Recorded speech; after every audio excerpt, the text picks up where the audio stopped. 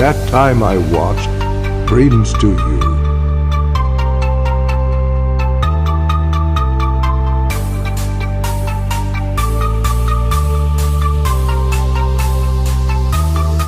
Guys, and welcome to Spooky News. Shout out to Screen Rant for providing us with the news and being our source. Does everyone owe Halloween Kills an apology now? Yeah, I think not. But let's see what you guys got to say. Halloween Kills was poorly received by fans, but following the release of Halloween Ends, some of its worst parts may have actually been its best.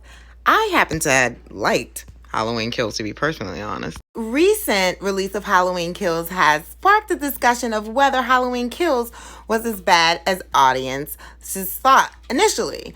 Currently, both Halloween Kills and Halloween Ends have a 39% critic score on Rotten Tomatoes, unlike 18's with 79. But that doesn't necessarily mean that one film is better than the other. Now, I totally agree, but I happen to like Kills because why? Michael was the star. He was badass. Following the release of 2018's Halloween, audiences were divided about whether Michael Myers should return to the big screen. Now, at this point, I completely agree.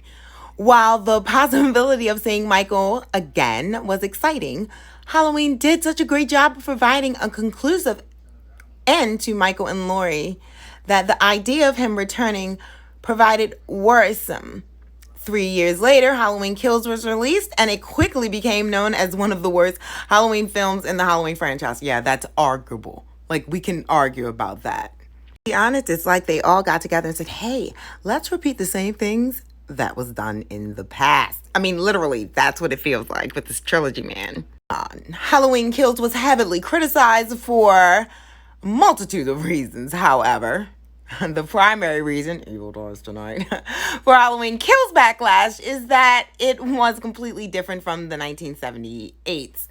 Guys, all of the movies are. It is not written by John Carpenter and Deborah Hill. It is not directed and scored. All of those things are a huge factor in why these films do not feel and have never been the same and never will. On to state how it doesn't feel like the 1978 original. It didn't. I dislike 2018 so much, but what it did was it prepared me for the sequels, which made Kills somewhat enjoyable. It goes on to talk about Tommy Doyle and how evil dies tonight. On to say how Halloween Kills is a cautionary tale of revenge that ultimately fell flat among the chaos occurring around it. I'll just flip a table over. You guys are doing way too much. Okay, following the backlash from Kills, it appears as though Halloween Ends established in the former. This is the primary reason for Halloween Ends' downfall, where Halloween Kills shows Michael Myers as an immortal force to be reckoned with, and Halloween Ends went back to the idea that he's a simple man. Exactly. They were just throwing at the wall and went with whatever stuck. They knew this was a mess of a film. Instead, it is the fear-plaguing Haddonfield that is immortal with Halloween Ends and spending the majority of its narrative without a new character. With a new character, Corey Cunningham. Like, who does that at the end? At the end of a trilogy. It makes no sense, guys. It really does. However, Halloween Ends is a bit more contained, using Corey Cunningham to illustrate that society can be responsible for creating killers, such as Michael Myers.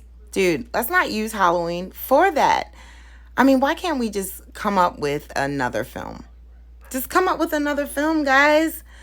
Why did you take the Halloween franchise to come up with this monstrosity of an end of a trilogy? Help me understand. But I will no longer complain.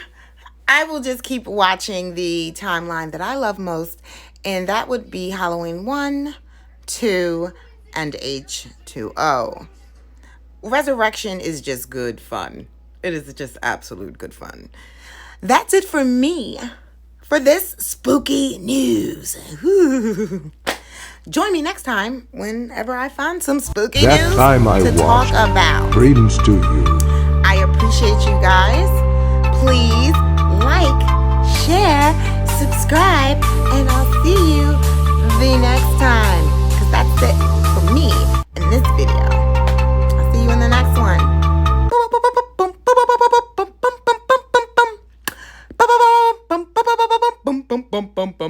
Bye.